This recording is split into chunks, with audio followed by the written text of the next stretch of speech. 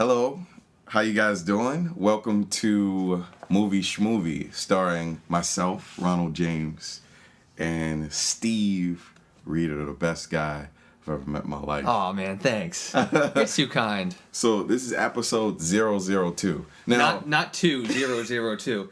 It's ambitious. We're very, very optimistic that at one point we're gonna get to 100, so we can add a digit in there. Exactly. But we'll see how that works out. Yeah. Ooh. So welcome back. We are here once again to review a movie. Actually, two movies. The meat of it is going to be Hangover 2. And then we're also going to do Bridesmaids. And because they came out very close to each other, we felt like we could. And I feel like this is also very reasonable because Hangover is still being seen at an alarming rate. Total gross for it is 117 million. That's ridiculous. So that is pretty crazy. And it hasn't been out for it. I think that Bridesmaids probably made that much in its entire run at this point. Yeah, exactly. Somewhere, and Hangover's been out for like 5 days. Yeah, so. Actually, before we get to the actual review, though, of those films, we want to kind of throw an idea out there that we are going to call the Muddy Minute Review. And this is kind of an idea that we have that can kind of get us in touch with some of our listeners through the podcast. And it also opens up the other ways that we are communicating with our listeners, which is through our Tumblr blog, our Twitter account, and also just simply email as well. So the idea behind the Muddy Minute Review is that it's going to be a way for our listeners to basically tell us a movie that they want us to review in 60 seconds or less. Yep. And we will both, between seeing the submission and our next podcast, be sure to watch that film if we have not. And we'll both participate in that 60-second review, and obviously give that person some credit. And eventually, we'll probably get some sort of incentive built in for the film that we pick at every podcast, to kind of reward the winning entry with something pretty cool. So this is a call out. If you're listening to this right now, we have our Tumblr account at schmovie.tumblr.com, our Twitter account at twitter.com/schmovie.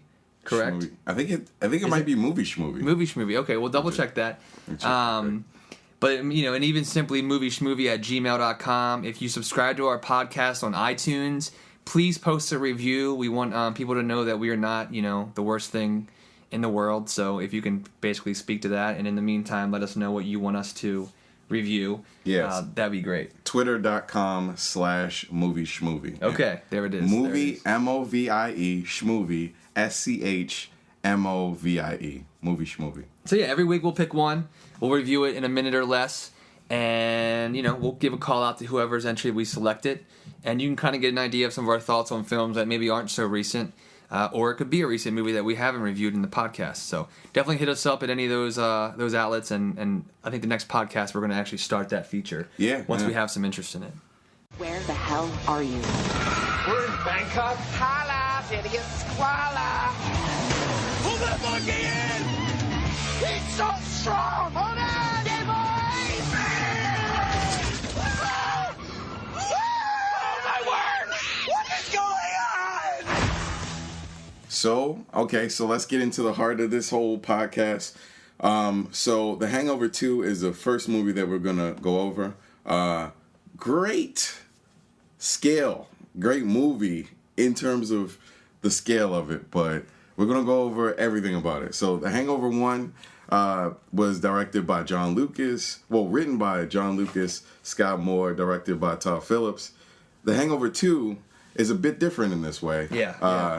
Craig Mazin, Scott Armstrong, and Todd Phillips wrote this one. Now, Craig Mazin and Scott Armstrong had some hand in Scary Movies 2, 3, and 4.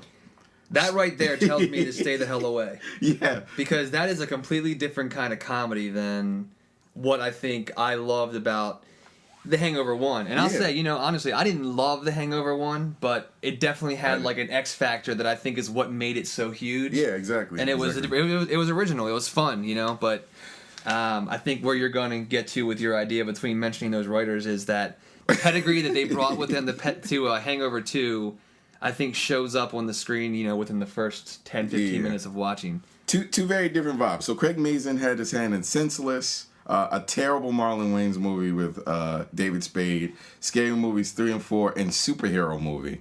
And Scott Armstrong did Road Trip, Old School, Starsky and Hutch, School for Scoundrels, The Heartbreak Kid, and Semi-Pro. So while that sounds like it's a good idea, this mixing of the brands of humor affects the movie greatly. So let's see. So at the keep plot, that in mind. Yeah, keep that in mind. So the plot is right after the bachelor party in Las Vegas. Phil, Stu, and Alan and Doug jet to Thailand for Stu's wedding. Stu's plans for a subdued pre-wedding brunch, however, go seriously wrong. So basically that's where the movie starts. Yeah, so now we have Stu, who has found his lady love after annulling the stripper he met in Vegas. Yeah. Who was the beautiful Heather Graham. And his new love is Jamie Chung, who is actually a Real World alum, which is very interesting. Oh my God! Yeah, Jamie. That's Chung. where I know her from. Yeah, she's That's beautiful. why she's so bad at acting. Yeah. That's why she's so terrible. Yeah, wow. I couldn't place her. Thanks she for was that. in a lot of very terrible straight to DVD movies like DOA. Sorority. Yeah, Sorority Row or whatever it was called. DOA, which is actually a video game movie. So just to give you an idea what type of movie she's in. So she comes into the picture and he's going to get married, but they kind of venture off. So what happens? They have like a drink to kind of celebrate that the wedding's coming up. That involves the crew, the core crew, and then Jamie Chung, her name's Lauren's brother, and he's played by a new gentleman. I don't think I've seen this guy before. Mason Lee. Yeah. Teddy. Don't know him. So probably never see him again. Exactly. Well, I don't know. Based on this movie, I'd say that too. So they're kind of in this drinking situation. The kid's underage and very smart. He's like 16 years old, going to med school or something like that. Yeah, he's like some prodigy. He's like the prized possession of the father, or Stu's soon-to-be father-in-law. Right. So they start drinking. Woo, woo, woo, woo, woo. Things go crazy, and they wake up in the same fucking predicament they were in before. It literally is the same. Literally the same exact predicament where they're like. And it's kind of funny though, because like the whole they have this like fire pit thing on the beach. Like before all that happens, you like get the idea how paranoid Stu is about like drinking anything that isn't sealed, and he keeps a napkin over his orange juice and all this stuff. And like the whole thing is like they bring these sealed beers to the beach, and like Bradley Cooper or Phil is like look, they're all sealed bottles, so you're like, oh, they're fine, they're just having a fun time. Yeah. And there's you see these little things, like I don't know if you picked up on it when you were watching it, like how sketchy Alan was being like at the jittery and dark-eyed and you're like, okay, something's about to happen, and then flash forward and you have the same exact situation as we had in Hangover 1, which you just mentioned. Yeah, so they wake up, instead of being in a hotel room in a nice calm Las Vegas, they're in Bangkok. It's dirty, filthy, roaches are everywhere, it's downtrodden, it looks terrible. So they're kind of fumbling around. And it's almost exactly... See, this is a problem. Initially. Yeah. So, I don't like the way it was introduced. So, I get the idea that you're trying to introduce the audience to something very familiar, right? But in the same breath, it almost feels like... It reminded me of Saw. So, you remember how at Saw, they have these scenarios where they like, everybody's kind of functioning, and then they wake up, and then they're like, oh... Where the hell am I? Yeah. We're going to start off in this craziness, and we have to figure out what we're going to do and what the fuck's going to happen. Right. And that's exactly what happened in this movie, which didn't feel... It felt good at first. That's the cool part. So you were positive at the beginning? I was positive at the beginning. Okay. All this fumbling around, and Stu's getting excited. And here's the thing. Instead of instead of Doug getting married, it's Stu this time. Right. So that's the same. And they're getting ready. And when this happens, it doesn't feel like it's going to be a bad movie. It really feels like good. I mean, the pace of it, like, oh, Stu has a tattoo on his face, the Mike Tyson reference. Shit is everywhere. A monkey jumps on this guy's back. There's just a lot of stuff going on, and there's a severed finger, randomly in the. Yeah, you do almost get the impression at the start that while they're obviously mirroring some things that were kind of the framework of what the Hangover 1 was, you almost were hoping that, okay, this is kind of setting the base for this movie, and then it can maybe jump off into its own thing. Yeah. But then, from there, it literally almost plays out the same exact way that the first Hangover does. Same exact way. And then they throw in all these new little shock value things that are the moments of, like, you sit forward in your seat and you're, like, laughing your ass off. And, I did laugh quite a bit still during the movie. Yeah, so did I. But you just look at it as a standalone thing and you're like, does it add much to anything? Yeah. Probably not. But I mean... It's a big thing, though. So this severed finger is very indicative of what the fuck's going to happen in this movie. It's a big sign that the tone of the movie is very different than the first one. Sure. We have to talk about this, beat this into the ground. Okay. The tone of the second movie is very different from the first. Absolutely. Like, you kind of thrown at first, the first movie is very different in that it's fun, it's happy-go-lucky. Nobody really gets hurt, honestly. I mean, even the people that, like, get hurt only get beat up. Yeah, like with only a baseball slightly. bat or right. punched in the face. Very different in this movie. Right. There's a severed finger already. And Yeah. And it's related, and it's attached to, also there's the kid, Teddy, his ring is on that finger. Right. So we know immediately that something's going wrong. Yeah, something has happened to Teddy. Something's happened to Teddy, and you hope it's not his finger getting cut off. Right. But come to find out that may be just the case. It's fuck. I don't know. You just told him. You just blew it. I just blew it. Who cares? Who cares? Because they flat out say, I found Teddy's finger when he finds Teddy's finger. There's no ambiguity. It has the ring, plain as day, so you don't have to worry. They basically tell you no so. surprise. Don't be pissed at us. No surprise. There's no All right. surprise. There's something else that happens during the Wait, let me just say something real quick to that. Like your whole tone question, which makes a lot of sense because you make a really good point that in the first film, when they wake up, how crazy everything got, he's missing a tooth, which is crazy. He finds out that he got married, which is crazy. There's a stripper, there's baseball bats, beating car windows in and whatnot. But like you said, like there's literally no true harm done to anyone in the grand scheme of things. But throughout this film, right from the get-go, when you see that finger, you know that like blood and there's dismemberment involved. Yeah. And throughout the film, even there's other instances of that. There's somebody getting shot. Actually Bradley Cooper, Phil getting shot. He gets fucking shot. Yeah, he gets shot by like a drug lord or something. He gets shot. You get into a whole different level, and I don't know if like what I was thinking about it when you and I were talking about your concern with the tone, and I agree with you. Mm-hmm. I think maybe they tried to escalate it. Like I feel like it was probably intentional to say like this isn't Vegas, like the City of Sin and all this stuff. Like as bad as quote unquote air quotes bad as Vegas is, go to Bangkok where like shit is real. Yeah, that's what they're trying to say. There's a recurring phrase in the movie. In fact, once Bangkok has you, it has you. Basically, Bangkok claims you. Will swallow you whole. Yeah, it'll swallow you whole. Your fucking life is gone. Right. Basically. So, all right. I'm starting to realize something about this movie the more I think about it. It's a glorified fucking detective movie, which is a lot different than the tone of the first one. So at first, you're like, oh, this craziness is going on, and it's a little more free-flowing the way that everything starts. Right, but right. The key point in this one is Chow. Mr. Chow comes up. He's underneath this whole stack of whatever clothing or whatever, carpets, clothing, it's all kinds of fabric, and this monkey with a Rolling Stones jacket comes up and starts playing with this little area, and come to find out it's Chow's dick, which is very small. It almost looked like a nipple. Yeah, it almost looked like a nipple. I thought it might have been a nipple, but then I said, okay, they're going to show a penis now. They're going to show his small penis, and he's fine with that. Yeah, he like shows himself off. Like, he's down. Very interesting. More power to you for being comfortable with that. That's awesome. So in this low maintenance this detective story, Chow gives them small clues as to what's going on. Right. Blah blah blah. This happened here, and he snorts a line of coke and faints. Now here's where it gets even fucking darker.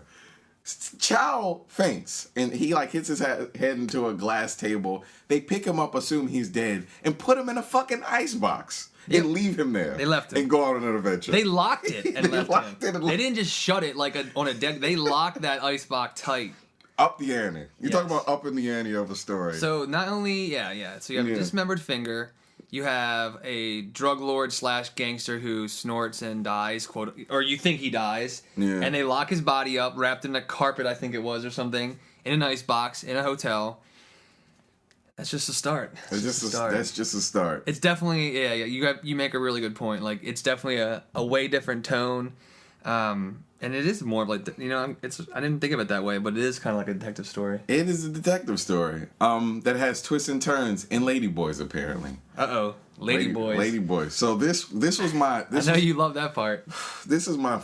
I have a problem with this. It's deep, man. This is a deep issue that I have with this story. So there's a part in the story where... Stu goes to this club and has this crazy outing at a strip club. So as they're retracing their steps based on the stuff that Chow told them and people they meet along the way, they go to this strip club. So they're talking to people. It's really cool. Pretty women around. Lots of dancing, loud music. Didn't a gun go off? There was a gun involved. Yeah. When they go to the club, Doug, what is Zach's name in the movie? Zach Galifianakis' name? Alan. He grabs that gun from... Somebody saved the gun from him. Yeah, like there's like a semi-automatic machine gun like on the counter of this strip club that apparently Chang was supposed to be buying from the guy that runs the club, and Alan picks it up, and of course it goes off, and glass all over the place, and they don't miss a beat. They just basically continue doing what they were doing. Oh, it's funny you should say that. That happens. All right. Not missing a beat happens. This happens about 10 times in the movie where very serious things happen, and then end scene, and then it just continues. Yeah. That bothers the shit out of me. Yeah. So they're talking, and after the commotion of shooting the ceiling with a semi-automatic gun ends, a ladyboy. Oh damn! I didn't mean to give that away. You just fucked it up. Okay. You just gave it away. So there's a part where like they try to figure out what's going on. You have all these beautiful women walking around. When the gun goes off, when they're walking through the club, basically the cream of the crop of the stripper totem pole, whatever you want to call it. Yeah. In Bangkok, you see them all, and then you hear this backstory about how Stu, was with this one woman that night, and she happens to be working. Yeah. So they walk to the back room. They get introduced. They're like, "Oh, don't you remember me?" And of course, right off the bat, from all the beautiful women that we saw earlier in the clip or in the scene, right off the bat when she starts talking, you're like, "Oh, she talks a little manly." Yeah. She talks kind of like I do. A little muffled. There's some questionable tone in her voice. Yeah. So right off that, I'm like, okay, something's up with this. It's gonna be funny, but it's gonna be really, really weird, and then it just goes off the wall. It goes off the wall. Come to find out, this is a ladyboy club. In the ladyboy that he meets is actually played. All right. The only reason I know this is because I IMDb'd this. Were you attracted to him? No. You looked up nudes, didn't you? I looked this person up on IMDb. It's actually transsexual porn star Yasmin Lee plays a ladyboy. Oh my God. So he finds out that he's been having a situation with a ladyboy. He thinks that he has slept with a stripper at first. Yes. And there's talks of butts. So he thinks that he's had an affair / premarital relations with a stripper, maybe in the butt. Yeah, I don't know. Maybe in the butt. Who knows? No.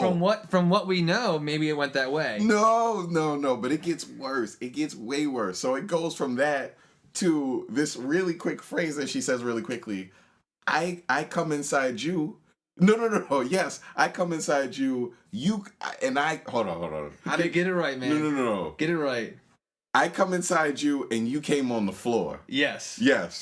No. That is it. At first when I heard it, I'm like, no. Hold on. He ejaculated into her. Oh, no. I'm sorry. No. The transsexual ejaculated into Stu. And Stu ejaculated onto the ground. Now, this is something that I cannot handle movie-wise. It's not about homophobia or anything like this. No. You're talking about up in the ante to the point where things are being touched on that I can't even deal with. So he had condomless sex with a tranny prostitute In Bangkok. And they completely... All right, here's the bad part. Once it's touched on, he's really upset about it for maybe 2 minutes. They immediately go on their journey. So this guy could possibly have... I mean, I'm not trying to throw around AIDS like this.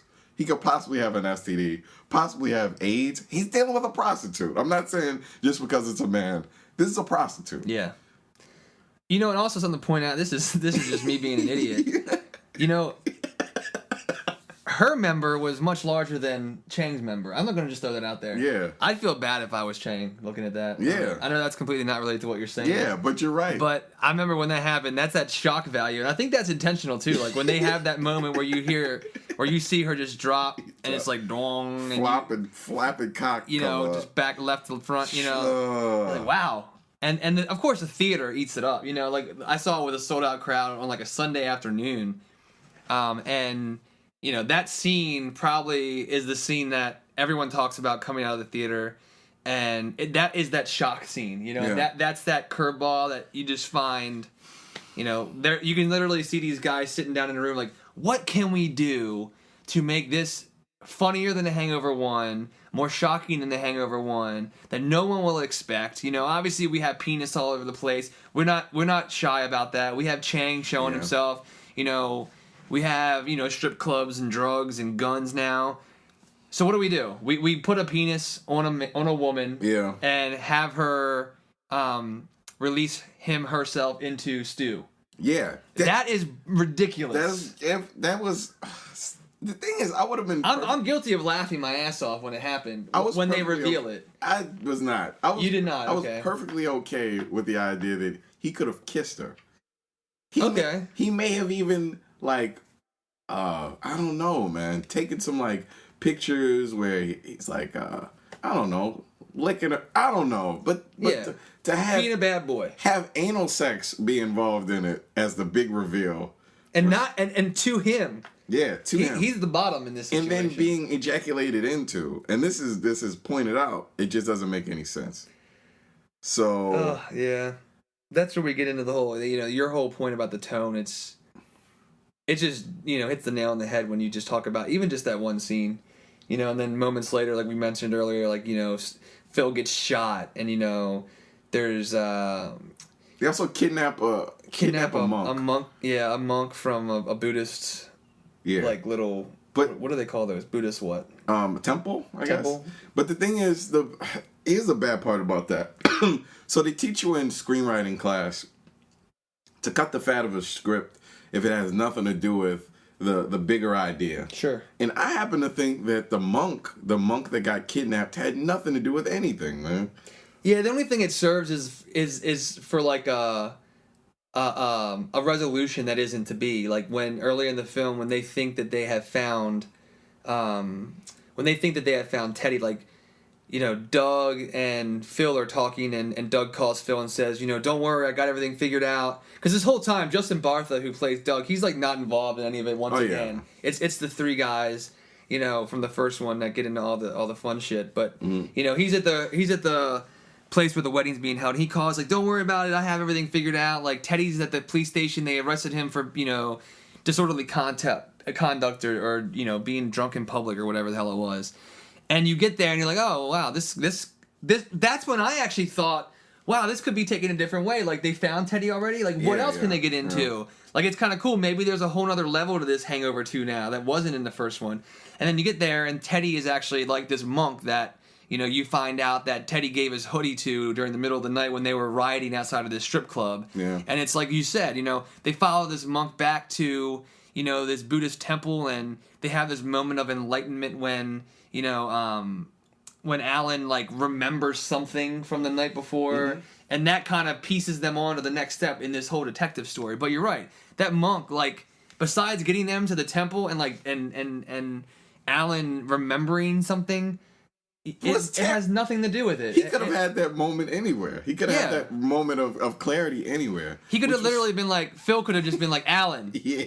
like, think about it, be cool like me, because obviously Alan wants to be Phil, or like, he's like, I'd remember, or something like that, and Alan could just have his moment of clarity, but like, you have to go to a monk, a temple where Alan thinks it's a P.F. Chang's, like, haha, funny, right? It's just stupid little stabs like that, and it just kind of cheapens everything, and it does. And that whole character is completely dispensable. I mean, a lot of the movie is dispensable because a lot of it actually doesn't snowball into the bigger plot, of finding it doesn't at all. of finding Teddy, and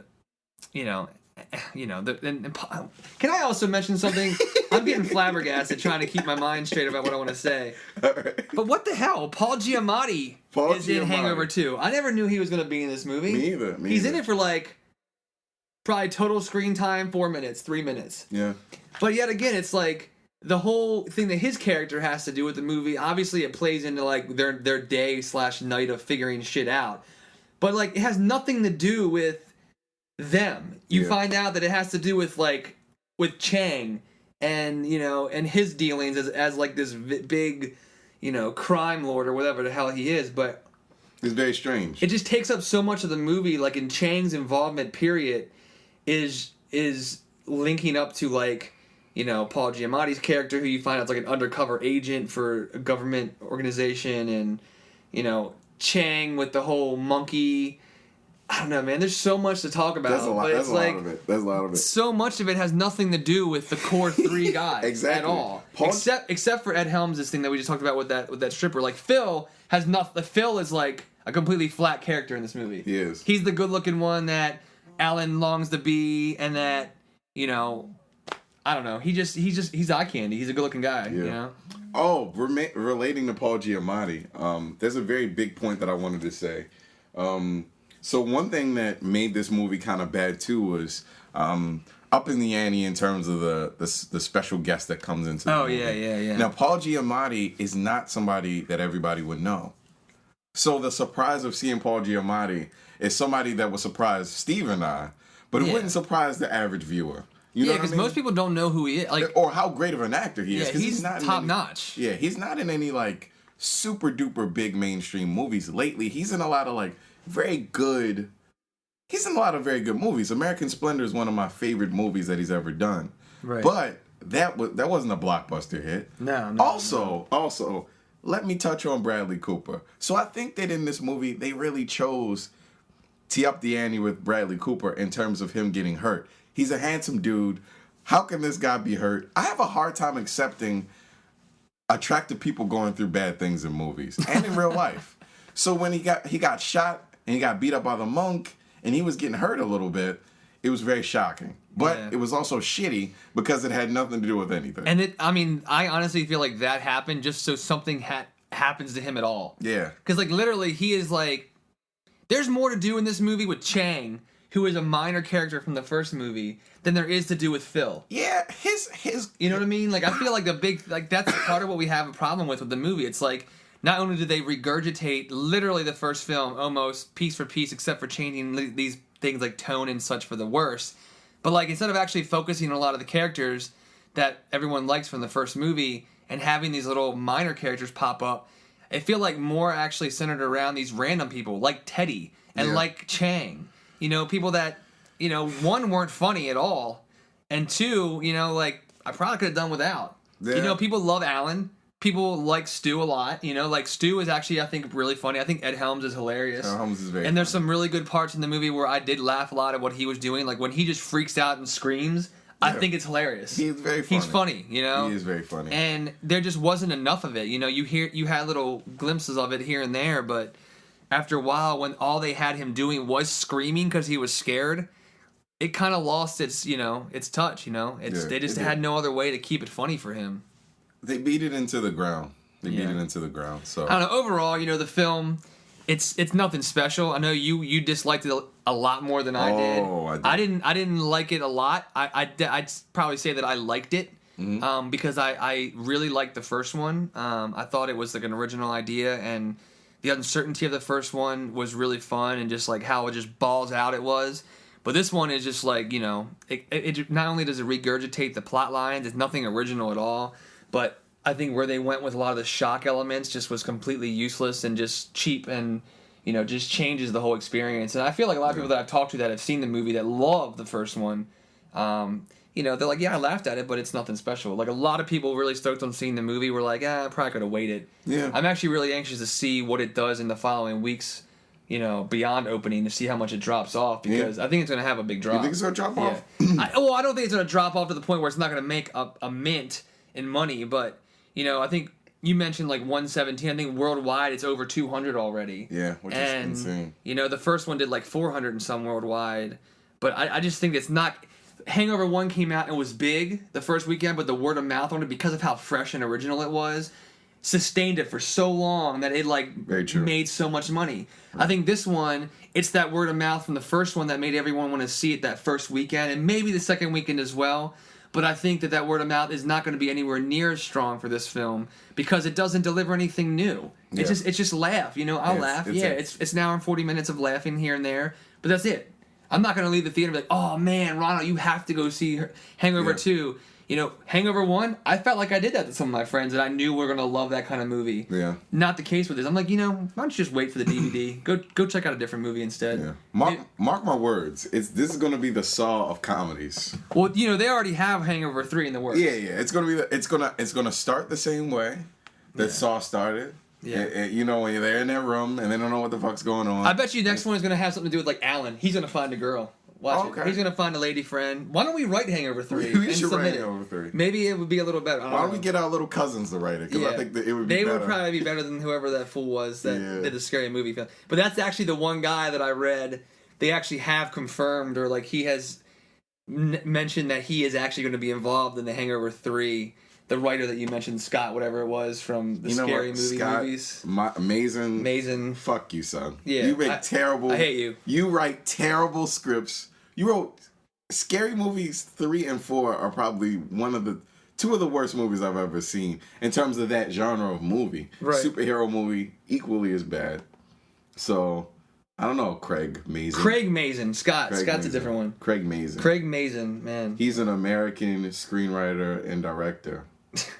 So says his Wikipedia. Loosely. Those are very loose words. Very loose words. Oh my god. But yeah, Bradley Cooper was about as dry as a corpse's vagina in that movie, and it bothered me watching the entire movie. I like him, and he just did nothing. love Bradley Cooper. He did nothing. Yeah, he did nothing. So all right. Well, overall, I think we both agree it's a subpar movie. You hated it. I liked it a little bit. Didn't love it. Didn't hate it. But another movie that came out recently, like you mentioned earlier, that we're going to touch on is the Kristen Wiig, Maya Rudolph comedy Bridesmaids. Which came out a few weeks before The Hangover, but has been doing gangbusters in both critic review, feedback from audience members, and box office. So take a listen to a clip from this film.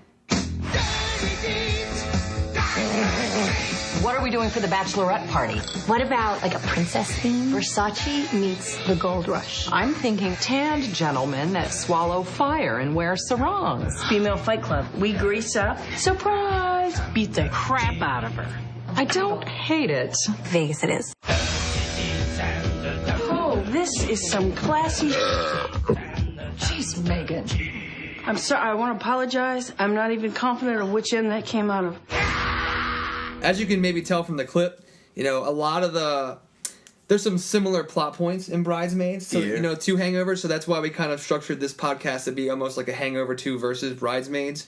Because literally I went and saw Bridesmaids like a week and a half before Hangover 2 and thinking in my mind, hopefully we'll be able to talk about this on the podcast. But Same here. It seems like, okay, somebody went and saw Hangover 1 and was like, all right, let's go ahead and get a movie going in the works that's going to be like that, but for women. Yeah. And that is exactly what Bridesmaids is. And there's so many things about Bridesmaids that works so much better than The Hangover 2. I think it's, it is probably funnier than Hangover 2. Significantly. Well written. It actually has a story arc to it. And actual characters that you identify and actually see doing something in the film. But I think it's more in line with The Hangover 1. Obviously things that work. An original idea.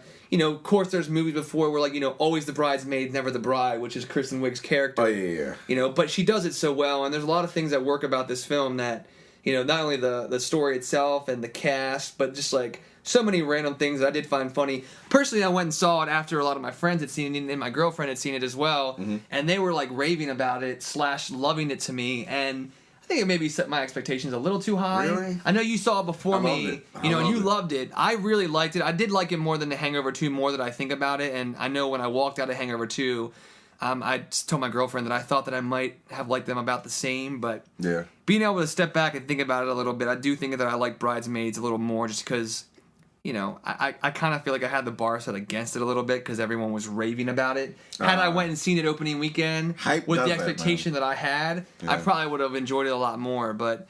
you know, Bridesmaids, I mean, what did you think of it? I loved it. Honestly, I think that Kristen Wiig and Tina Fey happen to be two of the funniest people, not just women, right. doing movies and making TV appearances that I've seen in a long time. Like, the comedy's very original, very fresh, very high energy.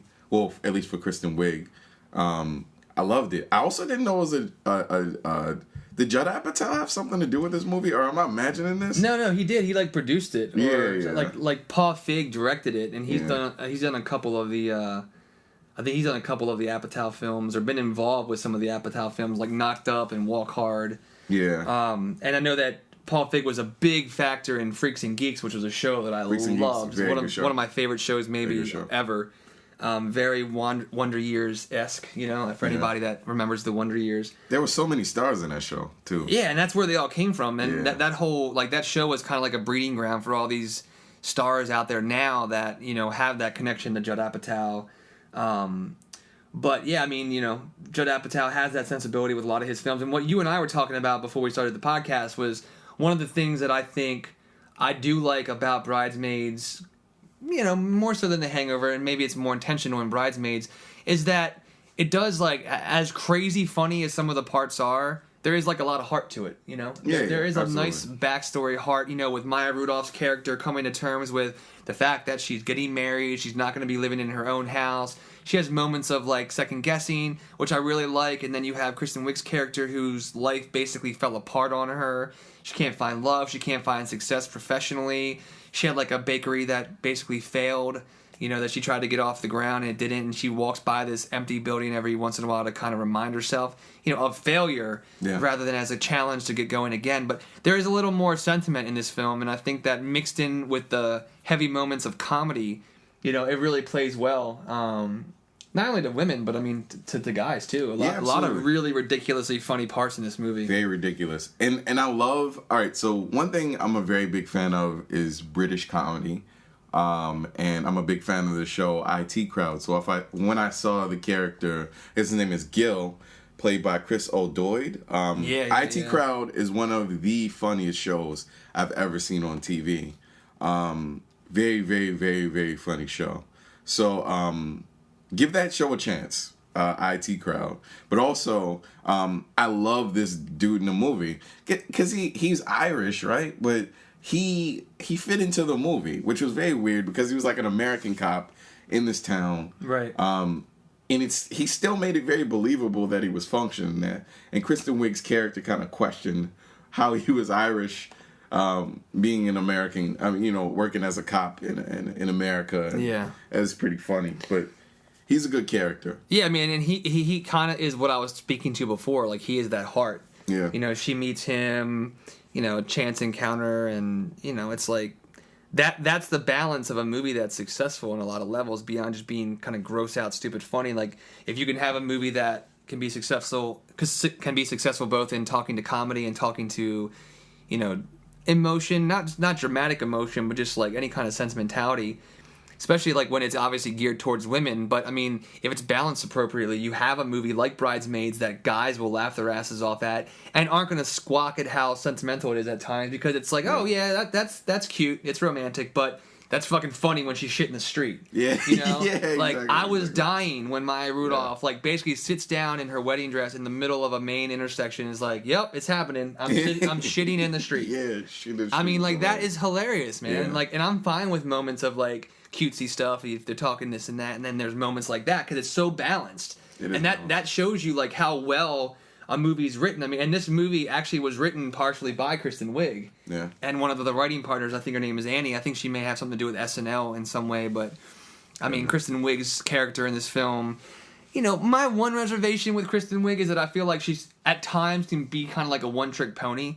I don't know, I feel like when I see a lot of her characters in SNL, and also I could feel it in this movie a couple times, when she goes into like, I'm a Kristen Wiig, and she gets into that mode where she's like that Penelope character, and then when she's on the plane, she's like gets drunk and she's doing that like, you know, whole thing about how she's not in first class versus she is in first class. It's a funny scene, but me personally, like I feel like there was a couple points where I kind of got a little bit burnt out on her playing up that one note, and you know that's just me. Some people I know, like you know my friends that saw it, you know they are in love with Kristen Wiig. I know you're in love with her. I am in love with her. I think she's awesome. I think she's really funny, and she is a breath of fresh air for female comedy. Yeah. In a time when like there's very little, and actually that's something I want to talk about with Bridesmaids is that I think actually my biggest point of Bridesmaids why I liked it so much. Yeah.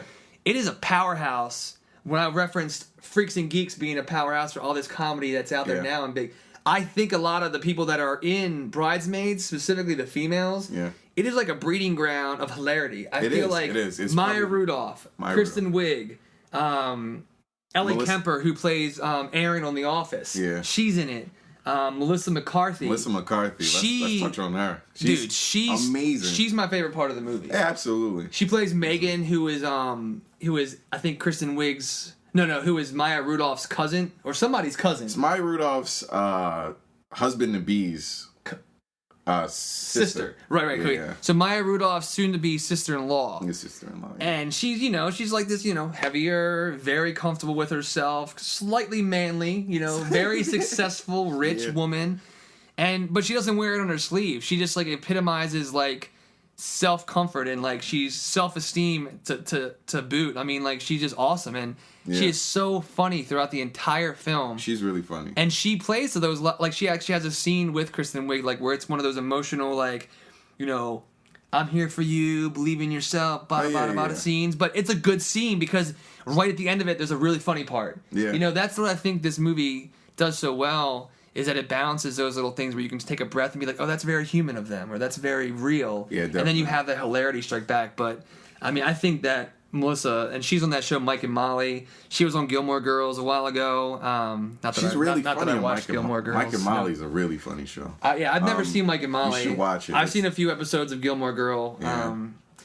Yeah. It was by choice, I'm not going to lie. I chose to watch it. One of the cooler parts about her character, is that when you first meet her, you have this idea that she's kind of on the outside of the group, kind of that sort of. I mean, not that she's an enemy of the group, but she's like very different from the other characters. She's wilder. She's really blunt, and then as the story continues, they get closer. Yeah. They get a little, you know what I mean? And you start to realize that she may be one of the strongest characters there. Yeah, absolutely. She's like I mean? almost like a pillar of strength for a lot of the characters. Like, she's kind of just like the one she's like the outlier, She is the one that's, the oddball a little bit through all these like very feminine women. Yeah. And it comes to be that like she actually is one of the strongest people there, and she basically flat out says that, she went through hard times as a kid and she had to develop a self-esteem and self-confidence and self-concept, and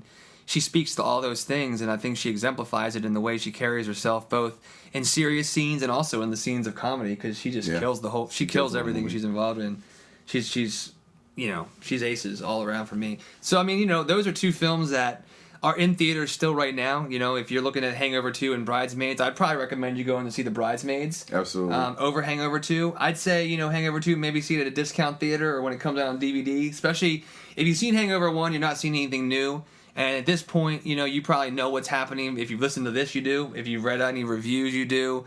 The movie hasn't been really well reviewed, but, to each their own. If you want to check it out, it's still in theaters. You can throw your money into the pot of millions and millions of dollars. Well, if you like poop sandwiches, you go see that.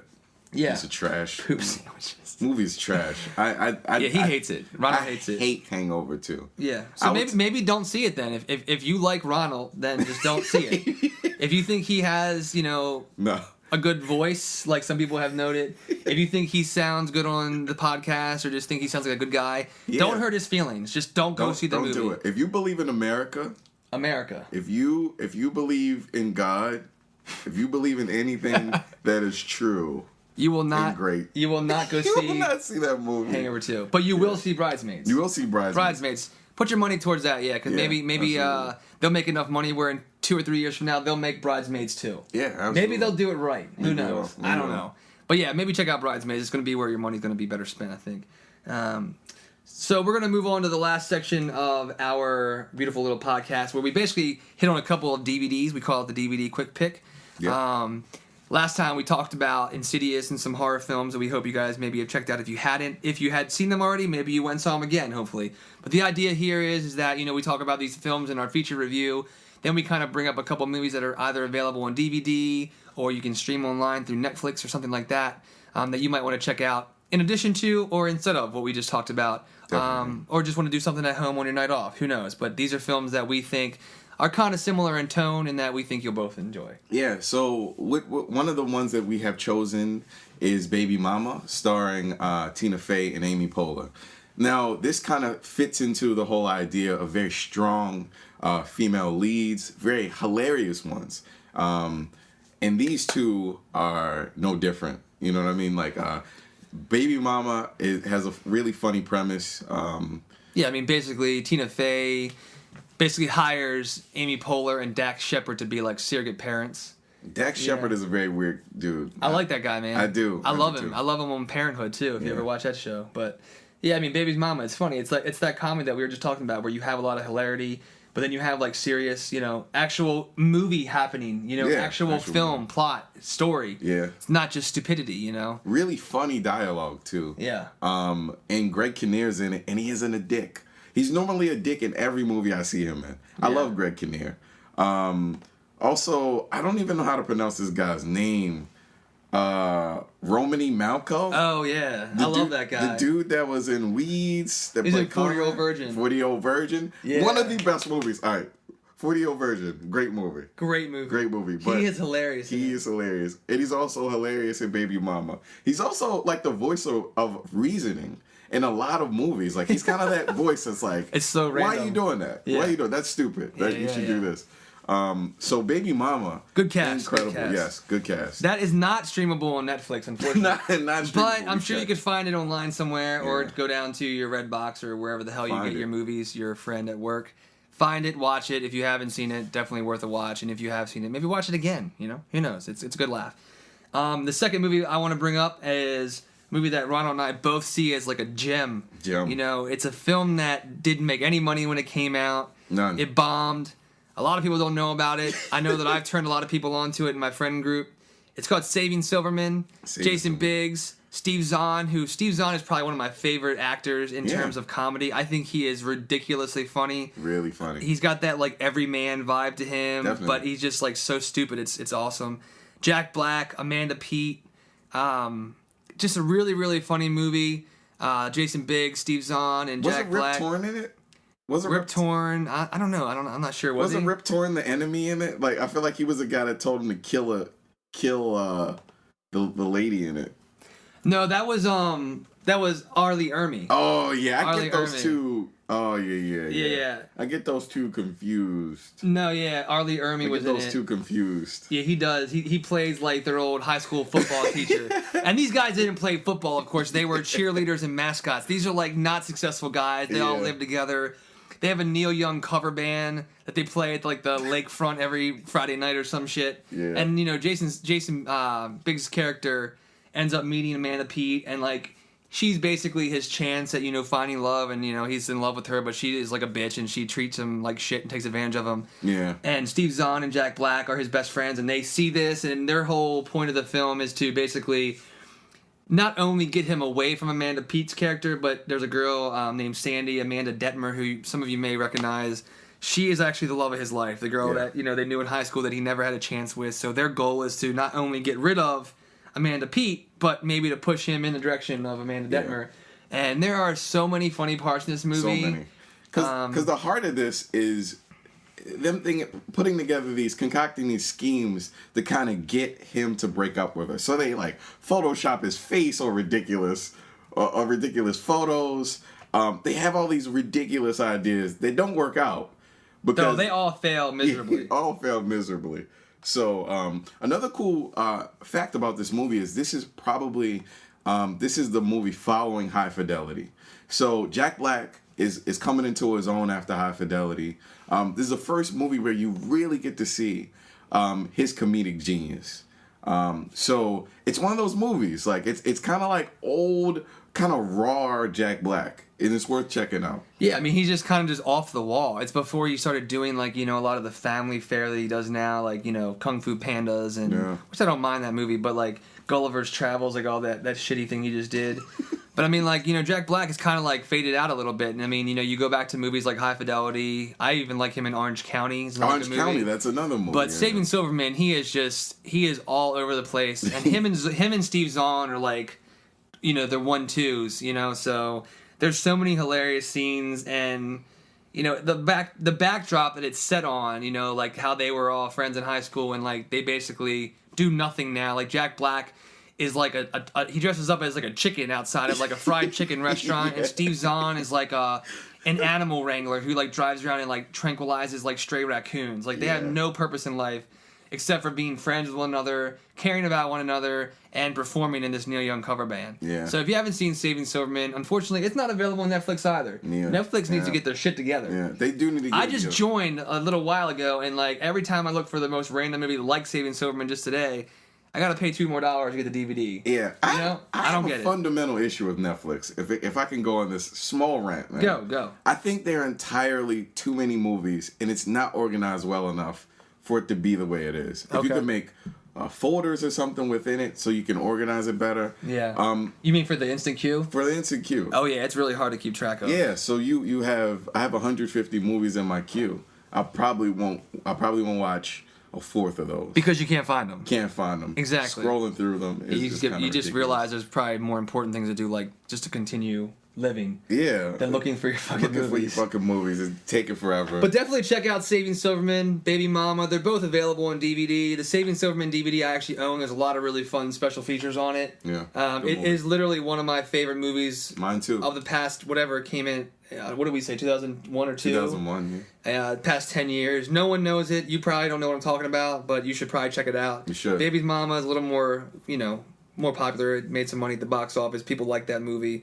It kind of came out right when Tina Fey was breaking off of SNL. She has her own thing with the movie, and 30 Rock took off. So definitely check out Baby Mama and Saving Silverman. I think that pretty much wraps up this episode's podcast. Basically, like I said, we're going to start doing that Muddy Minute review. Hopefully the next podcast we record. So if you have a chance, please hit us up on the Twitter, Tumblr, email us. No. It's movieschmovie@gmail.com, schmovie.tumblr.com, and twitter.com/movieschmovie. And more importantly, if you can help spread the word in any way about this podcast, it really exists because of our love for movies and wanting to share with people who have a similar love for movies. We don't have to agree on everything. We don't always, and I'm sure you won't with us, but that's what makes it great, is that we can share opinions. So, feel free to give us feedback if you think we're horrible at this. I'm open to hearing it, so post it up on the Twitter, on the Tumblr. If you subscribe to us on iTunes, please spread the word. Definitely review it. Yeah, log in with your iTunes account. Make sure you click a review. Yeah. Give us a rating. Be honest. Because if you don't like it, tell us what we're doing wrong. We'll fix it. No worries. Yeah. But we definitely are going to exist based off of how well we can get people to spread the word about us. We're not going to be paying for advertising or anything like that. So if you like what you hear, please just spread the word, and it'll mean a lot to us and everything to this podcast continuing. So cool. Everything said and done. Thank you guys so much for listening again, and we'll be checking in with you hopefully sooner than later next time. I think we're going to be the next movie we're going to be reviewing is going to be X-Men, right? X-Men First Class, which comes out soon, and hopefully it's awesome. I've heard some good things. I've heard it too, so I'm excited. Thank you guys so much for listening again. I'm Steve, and this is Ronald. Hello, and goodbye. You guys take care.